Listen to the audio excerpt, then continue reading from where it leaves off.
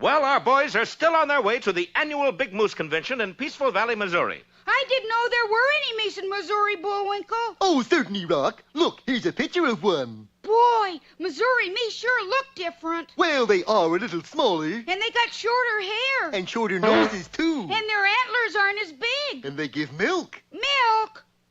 This isn't a moose, Bullwinkle. It's a cow. All the same, it's a honorary moose. How can a cow be an honorary moose? Well, we had a big membership drive a while back. Guess we got carried away a little. Sure wish we could. Could what? Get carried away a little. I'm sure tired of walking. Then why not fly? And leave you, my old buddy, never. I knew you'd say that. Then why'd you ask? If I hadn't asked, you wouldn't have said it. Oh. But meanwhile, fate is preparing a cruel blow for our boys in the shape of Boris Badenov, who has suddenly reformed due to a crack on the head. I won't do a thing that nasty, fearless leader tells me. But why, darling? Because he's a meanie. Shh, Boris, he might hear you. So I disobey all his orders. What was last order? It said do not kill moose and squirrel. Then I do it anyway. And afterward, we pick flowers and send them to shut-ins everywhere. Everywhere? San Quentin, Alcatraz, Sing Sing. And grabbing a nearby stick of explosive, Boris danced after our friends. In a little while, he was lying in wait for them near an old watchman's shack. Hey, that looks like a keen place to rest. Lead me to it. I can't. You're ahead of me. Then follow me to it. And our heroes entered the abandoned shack and shut the door.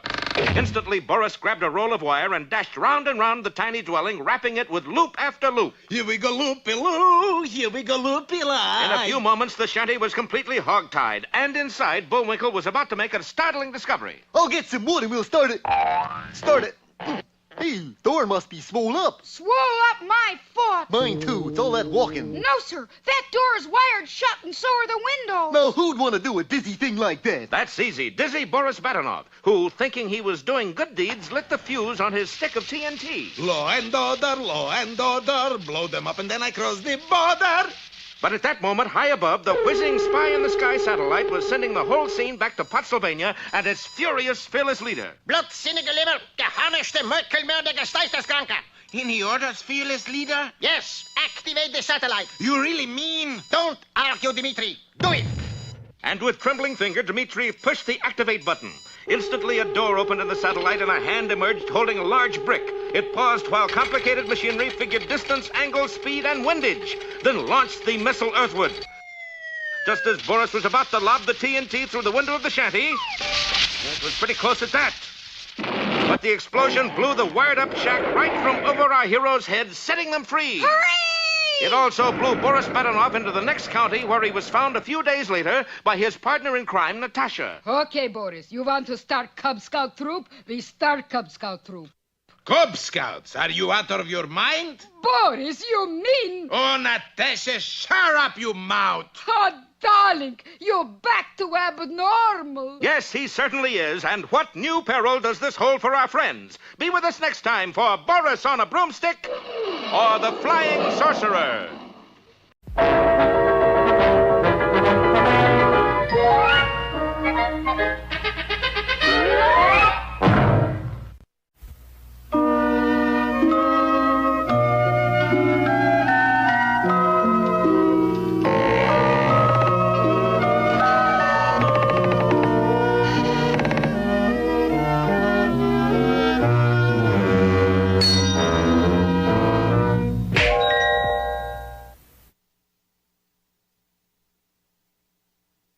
Once upon a time, there was a handsome prince who one day, while riding through the woods on his white charger, saw a very strange sight. For there, in a clearing, was a most beautiful maiden in a glass coffin, surrounded by 7 funny-looking little men.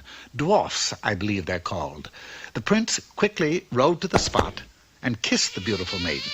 She immediately awoke. The dwarfs rejoiced. Hooray! Hooray is right. Now we could go home and get some sleep. And the young girl, whose name just happened to be Snow White, and the prince were married. Soon after, the prince was made king, and they lived happily for many years. Then one day, the king's wife presented him with a beautiful son. At 5 a.m. in the morning. Here, you walk the floor with him this time. And the king did. Night after night, year after year, the king walked the floor with his son, until finally, 21 years later... Oh, stop that! You are now a young prince, just as I once was. It's time you quit blubbering and go out to find yourself a bride. Bride? How do I do that? Well, do like I did. Wander around the country till you find a beauty under a spell, then you kiss her. That's the way I met your father, son. That's right. Poison apple, wasn't it, Whitey? With that, the king promised his son a kingdom of his own when he found a bride, then sent the boy into the world to seek his true love. The young prince wandered about for several years with no luck. Then, one day, he chanced to learn of a beautiful maiden who was being kept in a high tower by a wicked witch. Her name was Rapunzel. Rapunzel? She? What a name. Seeking out the tower, he found it to be very high, with the only entrance being a tiny window near the very top. As he watched from the cover of a thorn tree, the wicked witch suddenly appeared and called out in a loud voice, Rapunzel, Rapunzel, let down your hair, so that I may climb the golden stair. The prince was startled to see shafts of golden hair tumble from the window, so long that it reached the ground, and the witch climbed up them. Soon after, the witch clambered down and was gone, and the prince approached the tower and called out just as the witch had done. Rapunzel, Rapunzel, let down your hair, so that I may climb the golden stair. He climbed the hair and found it attached to the most beautiful maiden he had ever seen, and he immediately fell in love with her. Beautiful hairy one, let me take you away from all this. I'm with you, but how do we get out of here? Easy. We'll climb down your hair together. But at that moment, the witch flew in on her broom. So! Which was just as well, for both of them, climbing down Rapunzel's hair wouldn't have worked anyway. Furious, the witch flung the prince from the window. Then turned to the frightened girl. I warned you about this. No cooking, no pets, and no visitors. With that, the witch pulled out some shears and cut off all of Rapunzel's lovely hair, then turned and sped away on her broom. Undaunted by this minor setback, the prince gathered himself together and called up to his true love. Don't worry, dear. I'll think of some way to get a rope to you. Finding a rope, he then bent down a springy tree to its limits, forming a catapult. Climbing on, he released it, and it flung him high into the air and towards the tower. But his aim was a tiny bit off, and he missed the window ever so slightly. Next, he tied some strong bed springs to his feet and began to bounce higher, higher, and higher, and higher. But again, his aim was slightly off. You'd better skip the whole thing, dear. The only way you'll ever get up here is to fly. Fly? That's it. I'll fly up. Oh, don't be cuckoo. You don't know how to fly. Not now, but I'll learn. The prince dashed off, and for the next 6 months he closely watched the birds in the woods, copying every move they made. Then finally, after much practice and perseverance, by flapping his arms wildly, he was able to fly. Yahoo! Hang on, sweetie. I'm coming. He quickly flew back to the tower, but when he arrived, he found the one thing he hadn't thought of leaning up against the tower, a ladder. And Rapunzel was gone. Dear John, I have gone off with a prince named Charming, and he is, too. Love, Rapunzel. Oh, the poor prince was broken-hearted, and he could be seen forever after crying and flying around and around the empty tower. And, of course, the moral to this story is that if you laugh, the world laughs with you, but fly, and you fly alone.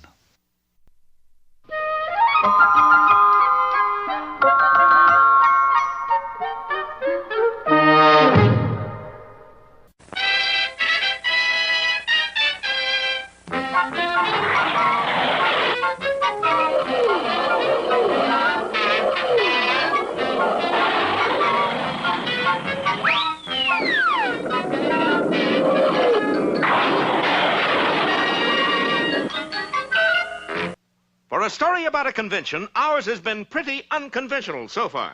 For our heroes are still walking the tracks on their way to Missouri, watched by a satellite high in the sky that is flashing pictures of them to Pottsylvania's fearless leader. Fearless leader, Moose and Squirrel are taking a long time to get to Peaceful Valley. Tut tut, it is all part of the plot. And remember the words of our great protector, Mr. Big. Whisper his name. A watched plot never thickens. Meanwhile, Boris Badenov, who was blown up by one of his own fiendish plans, is determined to be revenged. But Boris, fearless leader, says Moose and Squirrel must arrive safe and sound. Fui to fearless leader. Fooey! Fui, fui, and double fui. Boris, your language. It is a family show, remember? Fui to families too. Oh, Boris, darling, what is it? it's a lump. But what made the lump? This brick with a note on it. What does it say? The brick, it don't say nothing. The note, darling. Oh, it says, fearless leader is watching. Oh, boy. Yes, the Pottsylvanian satellite was now hovering high over Boris's head, keeping him under constant surveillance. Just kidding, fearless leader. You know what they always call me? Million laughs Badenov. Badenov, you nitwit. They call me that, too. Get to Peaceful Valley and carry out your instructions. Yes, fearless leader. But how? How? Use your special secret agent rocket kit. Build a rocket. Fly there. Yes, fearless leader. Signing off. You're Sarah Bossman, sir, you. Fearless leader, I didn't know there was a secret agent rocket kit. There isn't. I just made it up. Natasha, did we got secret agent rocket kit? I don't know, darling. Let me look in pocketbook. Here is poison lipstick. What shade? Kiss of death pink. I prefer Black Widow black or Vampire violet. Some booby pins for setting booby traps. Ah, Autograph picture of Benedict Arnold. good old Benny. And the membership card in PTA. PTA, like parents and teachers? No, darling, like in pickpockets and thieves. That's better, but still no rocket kit? No rocket kit. Oh, boy, here, let me take a look. Boris, don't turn it upside down. Nonsense, I got to. What was that? My explosive perfume. Explosive perfume? I call it Taboom. And meanwhile, our two heroes are still trudging slowly toward Peaceful Valley, Missouri. Boy, it sure is hot. Never mind, Bullwinkle. There's a tunnel up ahead. It'll be cooler in there. And our heroes plunged into the cool darkness of the tunnel, little realizing that the fast express was plunging into the other side. Bullwinkle, look out! In another instant, Rocky flashed out of the tunnel with the express close behind him. Bullwinkle, where are you? Right here, Rock. Well, get off that train. You don't have a ticket. I can't. My hoof is caught in the cow catcher. You mean moose catcher. Don't crack jokes during the action scenes. Nobody hears them anyway. Right. I'll go tell him to stop the train instead. In a few minutes, the train was stopped and Bullwinkle was extracted from the front of the engine. Well, here we are, safe and sound. But where are we? Alas, they found out all too soon. Bullwinkle, it's 12 o'clock already and we're still in Frostbite Falls. You know what that means? Yup. Time for lunch. So our heroes are back where they started. Well, this is a pretty pickle. Not really. It's more of a kumquat. Be with us next time for Boris Lends a Hand or Count Your Fingers. And now, here's that man with the wisdom of the ages, Mr. Know-It-All. Hello there, friends. Today's wisdom comes from the ages of 3 through 5.5, going on 6. Today we are going to learn how to sell the encyclopedia door to door.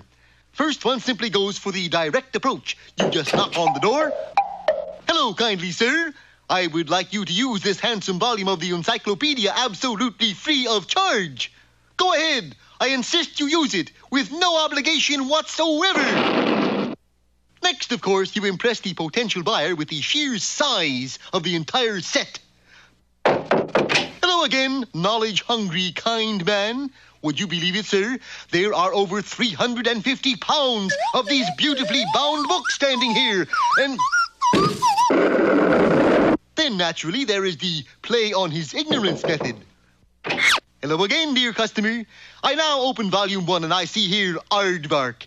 Now admit it, sir, you are totally ignorant on the subject of aardvarks.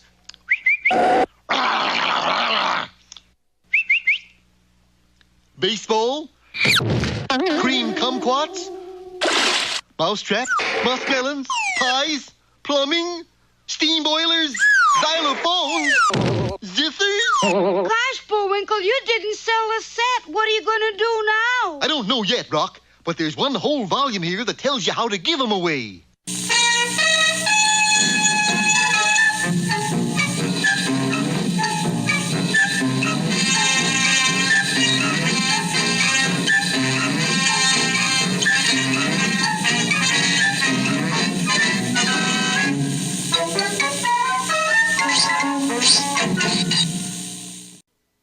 Hello again, Peabody here, and there is my boy Sherman, anxiously waiting beside the Wayback Machine. What fascinating date in history are we going back to today? The year 1519, where we will meet the famous navigator Ferdinand Magellan. Gee, swell. And the place? Spain, Sherman, to the seaport city of San Lucas. Got it, Mr. Peabody.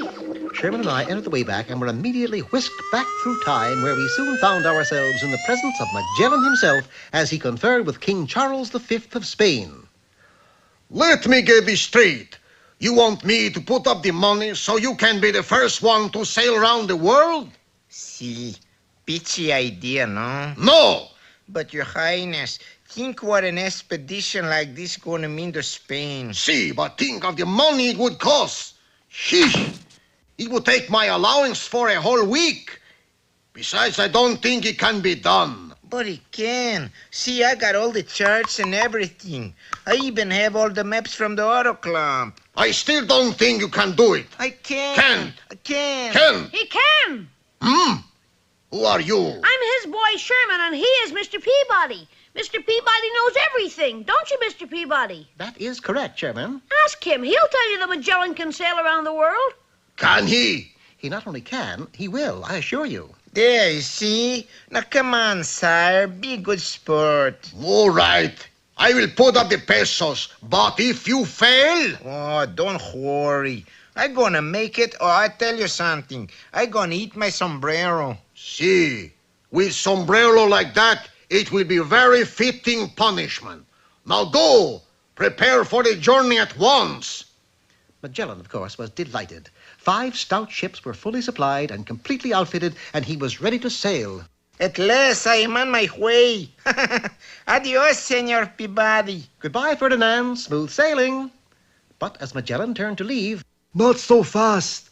Where do you think you are going? Me, I'm gonna sail around the world. Boy, what some hombres won't do to get out of paying a butcher bill. I beg your pardon, did you say butcher bill? See, he has owed me $2 for a dozen weenies for over a month. Now, either he pays the bill or he goes to jail. I'm a man of honor. I'm gonna get a job and pay you this very afternoon, butcher. All right, I give you till 4 o'clock. Then you pay the bill or else. Realizing there was very little time, Magellan hurried into town where he applied for work. But nobody seemed to be hiring anybody that day. It's no use. It's almost 4 o'clock. Now I will have to go to jail instead of going around the world. Gosh, isn't there anything we can do to help Mr. Peabody? I've been working on it, Sherman, and I see the answer to the problem right over there. Bullfight today. $2 first prize to anyone who can stay in the ring with El Bruto for 3 minutes. Well, if you excuse me, I think I go over to the jail now and pick out a number. Adios. I assure you there's nothing to worry about, for I have a plan. We whisked Magellan into the bull ring, signed him up, and in a matter of minutes, he was ready to face the bull. Look, here comes El Bruto. Good, and there goes Magellan. No.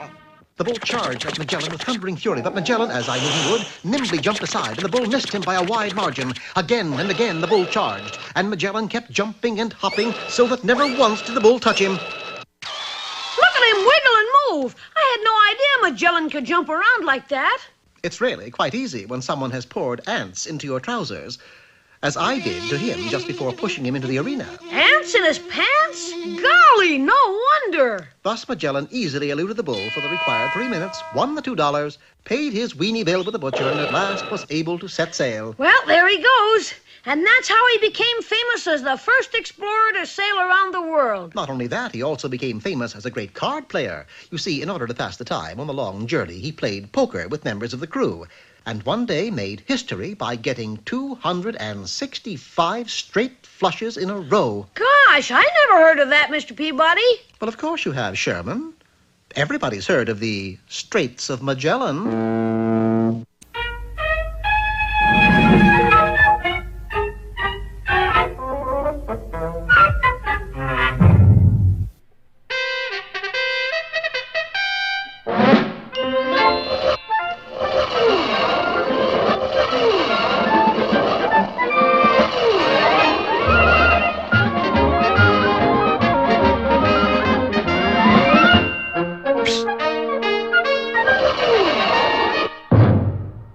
Last time, you remember, our heroes were well on their way to the Missouri Moose Convention when they entered a tunnel and started an argument with the Daylight Express, which was going the other way. As a result, by the time the train was stopped, they were clear back in Frostbite Falls. Looks like we'll miss meeting the Missouri Meese. What we need is a first-class travel agent. Oh, lucky you got one. Hey, who are you? Allow me to introduce myself. Tradewind Latour, Demon Travel Agent. Visit the famous garden spots of the world. The Bastille, Lubyanka Prison, Alcatraz, Wormwood Scrubs. Garden spots? Those are all jails. They can't be too much fun. No, but the stopover privileges are great. Yeah? You get to stay 20 years in each one. Well, then, maybe... No, we just want to go to Missouri, Mr. Latour. Of course you do. Now, here's your itinerary. Huh? Here's where you go. Oh. First to Lake Laos. That's Lake Louise. My mistook. Then on up the seaway to Greenland. Then Paris, Nome, Nairobi, Pismo Beach. Wait a minute. Couldn't we go straight to Missouri? Foolish boy. It's all the same price. What price? Only $10,000 each. Well, we don't have quite that much. Okay, cut out Pismo Beach and make it $99.50. As a matter of fact, we have just 38 cents. Like you say, you go straight to Missouri. But how? On board Mississippi River luxury liner, the SS Huck Finn. A luxury liner. Sounds great. We'll take it. And in just a little while, Boris waved bye-bye to our heroes as they started downriver on the SS Huck Finn. This is a luxury liner? What do you want for 38 cents? The Queen Mary? Heavens, no, there's hardly enough room for us.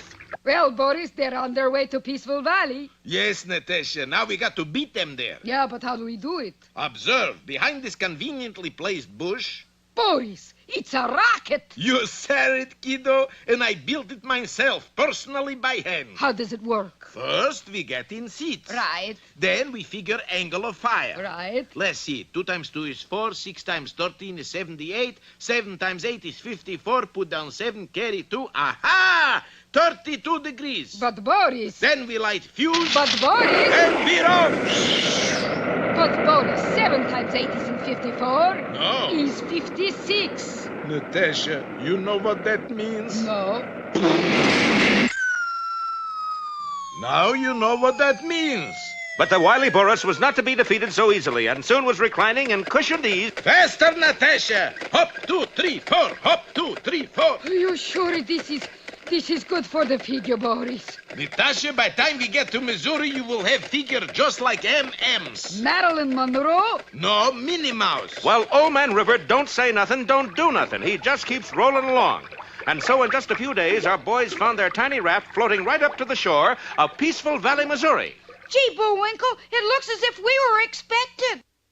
I only have one question, Bullwinkle. Well, that's all we have time for anyway. Where's all the people? A good question, that, for there weren't any in sight. But though our heroes couldn't see anyone, it was soon apparent that somebody saw them. For from every window and doorway in town, sinister-looking weapons began to appear, all aimed right at our boys. Don't miss our next creepy episode. Featuring genuine creeps, Mud-munching moose, or Bullwinkle bites the dust.